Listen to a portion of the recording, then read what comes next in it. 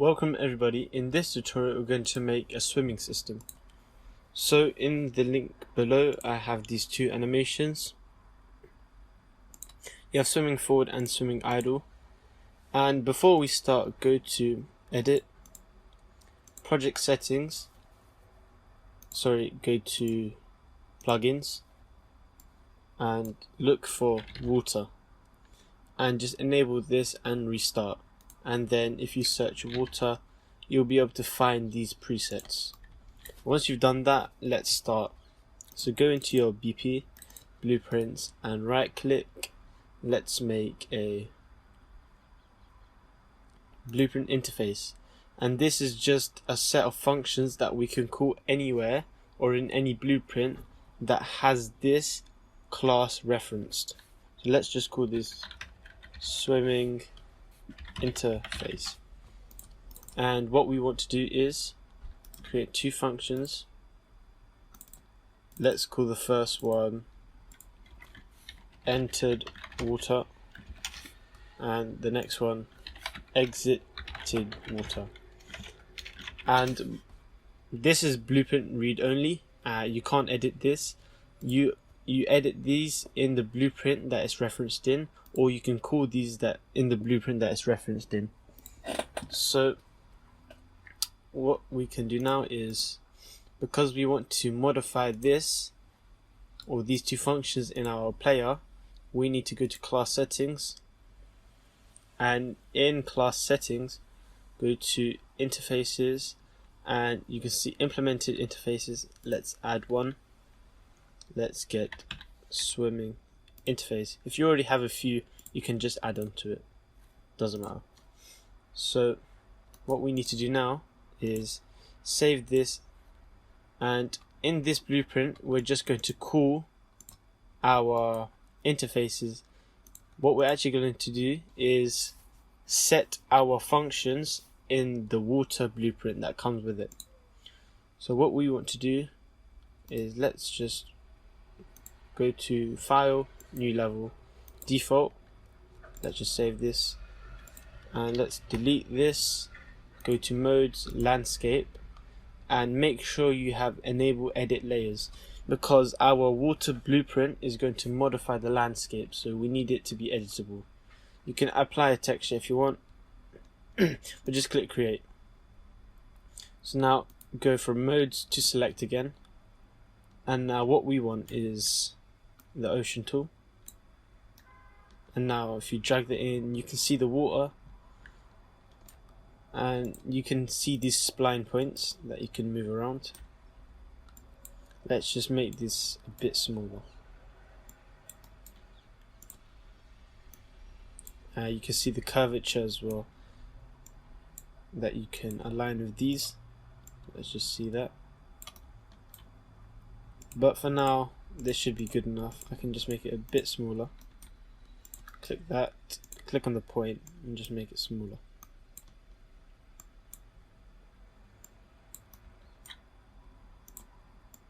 And you can make this any shape you want, but for now this is fine for me. Once we've done that, if we drag a player start into our map, and right now if we play, nothing will happen, or we can, but we need to set a game mode, and that game mode will be our third person game mode.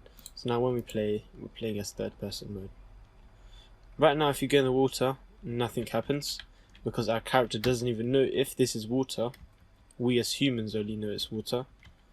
So what we need to do is tell our character to change animations and movement mode when we are in water.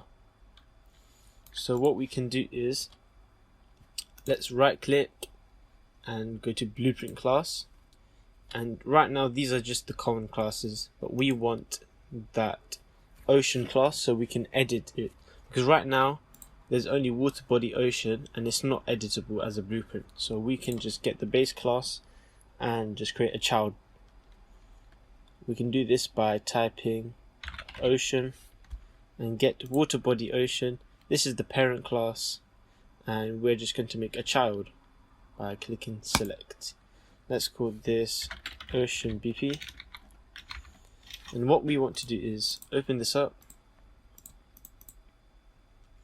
and in this ocean blueprint, let's get a reference to our interface, swimming interface, and in this blueprint we're going to detect whether we have entered or exited the water, and then in our player we're going to check if we have and if we haven't by calling the functions and then setting booleans true or false from there on. So what we can do is just get event actor begin overlap. So if we overlap the actor entirely, then we can do something. So let's just call enter the water, and then event actor end overlap. So if we stop overlapping, let's call exited water. So just straighten that out, compile and save that. Now what we need to do is, in our third person character, let's make a few variables. So let's call event entered water, and let's get is in water as a boolean. If we have entered the water, let's check that, and then let's create a float, and this float will be to check the depth of the water. So let's just call this water depth, and of type float, because most likely depth is going to need a precision greater than a whole number. So let's just set water depth, and water depth is just going to be get actor location. Let's just get actor location. So we're going to just check the actor's z-axis, so is up and down, and this is of type vector. What we need is the z value, so let's split it and get z. So let's check event exited water. If we exited water, let's just set it to false. And now from here, now we actually need to change our movement mode if we are in the water. So let's just have our begin play. Let's just get a sequence. If you already have a begin play and a sequence, just work off the pin. Let's just set timer by event, and we're going to use 0.1. We don't really need a tick. Tick is a bit overkill for this, so 0.1 is probably the most resource effective. So let's call custom event, and let's call this check is in water, and just plug the output pin into the event so it knows what event to call. So now every time this is fired, let's check is in water. If it's true or not, then let's check how deep our player is. And the cool thing we can do is we can just use our capsule component and get our half height and check from there. So what we can do is, let's call capsule component get capsule half height, or we can just use the get. There we go. Let's use the float. For simplicity and readability, let's just collapse this node. Let's call this, or let's just actually collapse it into a macro, and we'll call this calculate height. Okay, so from here, a macro is just basically a smaller version of a function that's easier to plug into and out, because you can easily plug these as outputs and access them instead of having a whole function. But anyway, what we want to do is check if capsule half height is equal to the actor's z-axis. Get actor location, split that, and let's check if that's equal. If it is, plug that into the output. And let's just call that half height. From here, let's check the depth of the water compared to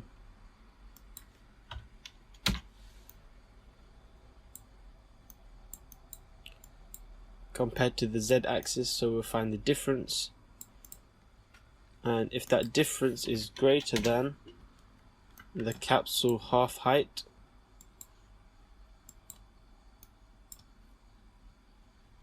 so that's going to be height being greater than half.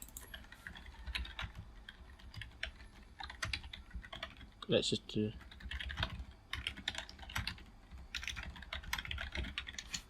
height greater than half. Next we want if we are fully submerged underwater, or let's do if the water is at knee height first. So if we want to check if it's at knee height, let's get the water depth. Let's check the difference between the z-axis. We want to check if that's greater than, let's get a division, and let's divide it by 2. We want to divide the capsule height by 2, or we can just copy and paste that, because the half height is roughly at the torso, so half the torso would probably be the kneecaps, and you could adjust this to be perfect with your mesh, but I found these work well with the mannequin. So we're going to check if the capsule half height divided by 2 is greater than the difference between the water depth and the z-axis of the character. If that is true, then we assume the character is greater than knee height. Let's just type knee height. Next, let's check if we are fully submerged, and to do that, simply get water depth. Let's check the difference between the z-axis, and we want to check if it's greater than the capsule half height times 2, which would be the capsule full height. So times by 2, plug that in, and let's plug that in the output, and let's call that fully submerged. Once you've done that, compile that and just check your code to make sure it's the same and you don't need any inputs.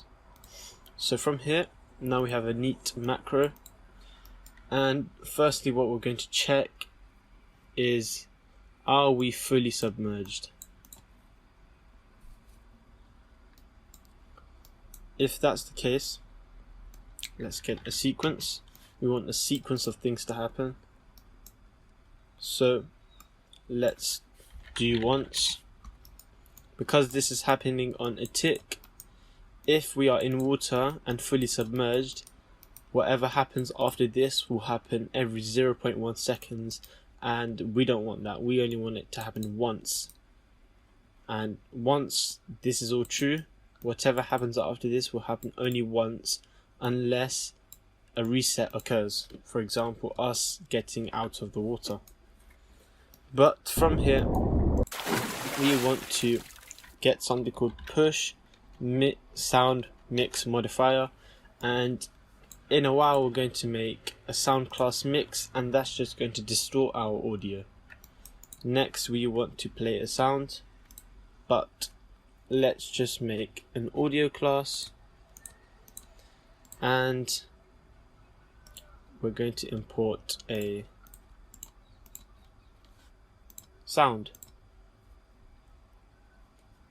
Let's import. So import these two.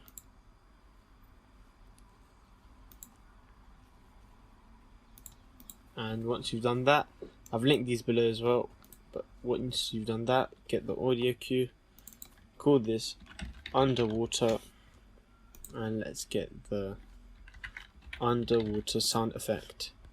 Once you've done that, let's simply just play that, and by default let's just make sure that the water sound is not playing. So find auto activate and set that to false. Once you've done that, leave start time at 0 because we want it to start at 0. But once you've done that, now let's move on to the second part of the sequence.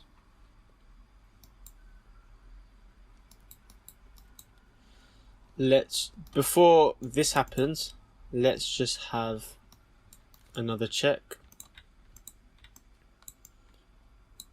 We want to check if we are greater than half height, and if this is false, let's also check if we are greater than half height. Okay, so if this is true, let's have a do once, and the do once will be to get our character movement, get physics volume, and we want to set water volume to be true. So now we're going to apply the water movement. From here, let's get our character movement again. Let's set movement mode, and we can use the inbuilt swimming. This is because our character derives from the character class, and the character class has these functions and movement modes set up for us, so it's just nice and easy to use. From here, let's just play sound 2D, and the sound will be water splash sound effect. And after that's done, let's go on to the next part. We're going to need our resets in a minute, but let's just work off what we have now. From here, if this is false, let's check if our height is knee height. If it is, let's have a sequence. From the sequence, let's just also reset this, and double click, let's just make it a bit neater.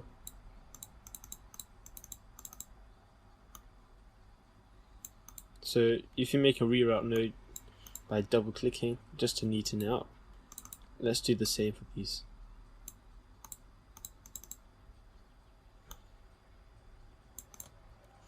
Now from here, from first part or the second part, let's have a do once. This do once is simply just going to do the opposite of this. So we can just copy, paste, set that to false, set that to walking, and let's just play water splash for getting out.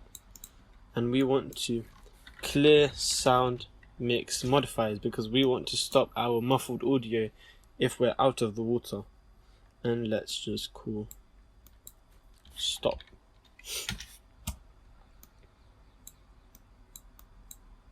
Now from there,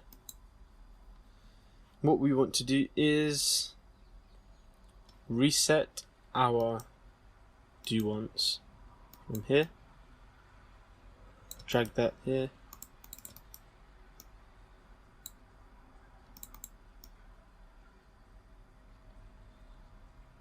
let's just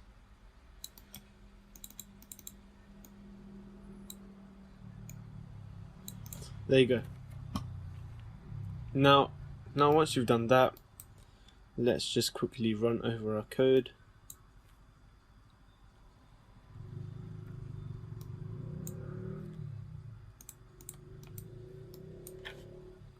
And it looks good for now.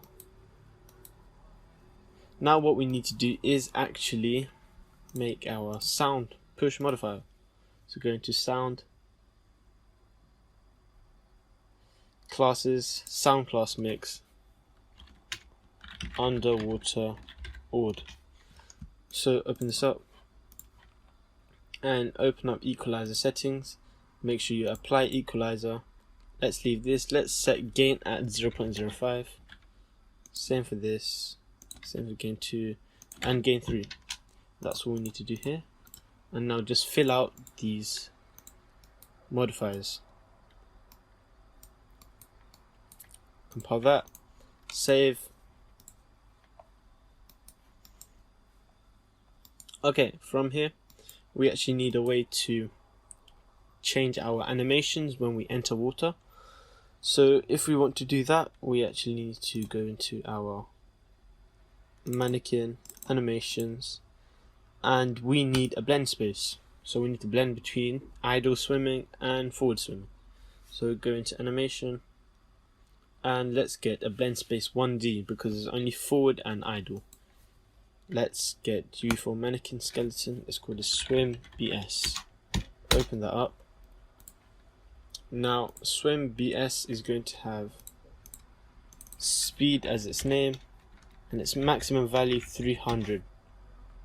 Let's have interpolation time, so the time it takes between switching to be 1 second. And let's have swimming idle, swimming forward. And that looks good enough. So save that, go into your blueprint or NM blueprint, and now this is where we need to actually tell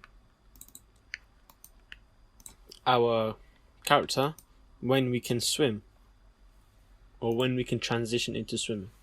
So what is nice is we can use this get movement component and call is swimming, because we have switched our movement mode into is swimming depending on some states. So from here, let's just promote this to a variable and call this is swimming ? And plug this in after speed, and this will update every time this is called. So now it's nice doing that. We actually need a state for switching between our normal state machine and swimming. So to do this, we use something called blend poses by boolean, and the poses are going to be our state machines. So the false pose is going to be default and the true pose is going to be our swim blend space, and speed is just going to be speed. Now the active value, so the value that is responsible for switching, is going to be is swimming. If is swimming is true, then swimming blend space plays. If it's false, then default plays. Plug that in, and you'll be able to see if we make this true, we're going to swimming. False, we're going back into idle. Let's set these blend times to be 0.7, 0.5, and let's just delete this. Make sure you delete that one, and just get water, ocean, and here what we need to do is copy and paste these settings. So go into Ocean BP, you paste this in,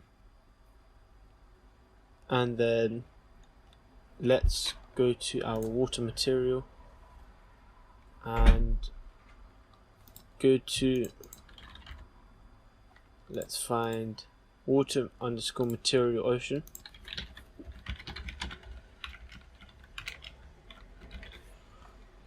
and then find post process volume. Now let's try it with our own water.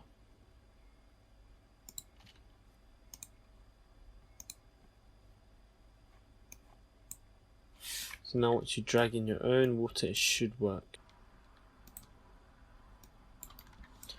Drag this here and let's test this out.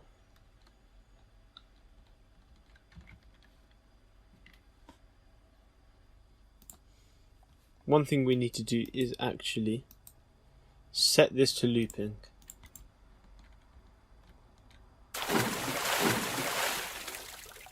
Now once you've done that,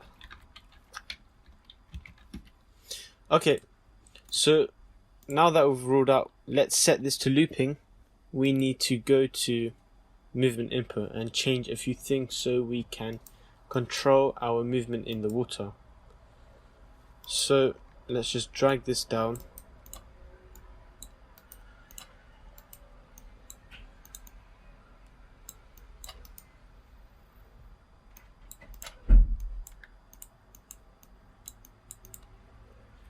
From here, have a branch. Let's actually just remove this. And then let's get character movement. We're going to check if it's movement, get movement mode, and check if it's equal to swimming. Because we want two types of movement for either swimming.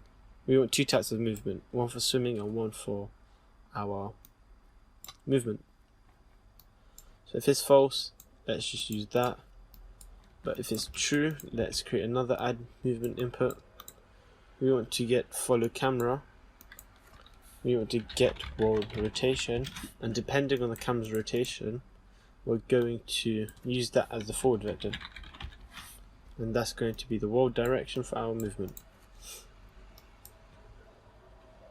So let's do the same. Let's just do the same for our move right, check. Let's have a check if it's swimming. If it's true, let's get our get control rotation, break that, break rotator. We want our Z, let's make rotator from the Z into Z, and then let's get right vector from that, and then plug that in. From here, compile that, and now if we test out, we jump in the water.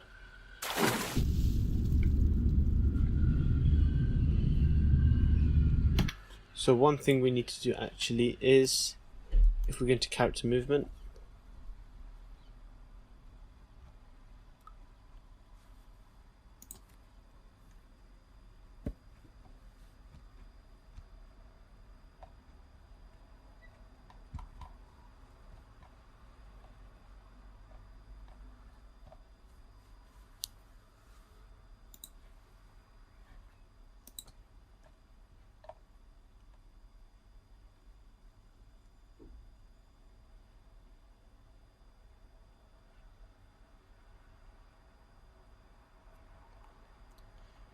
okay, from here let's just plug in our scale value and plug in your scale value.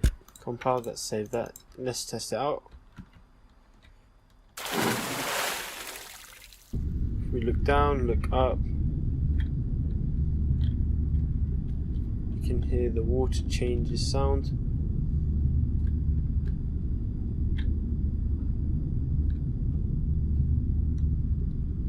Okay.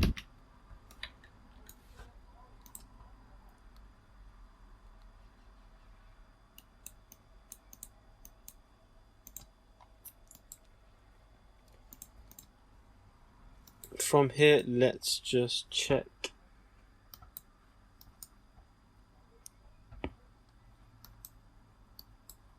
Okay, so let's just quickly plug in our reset.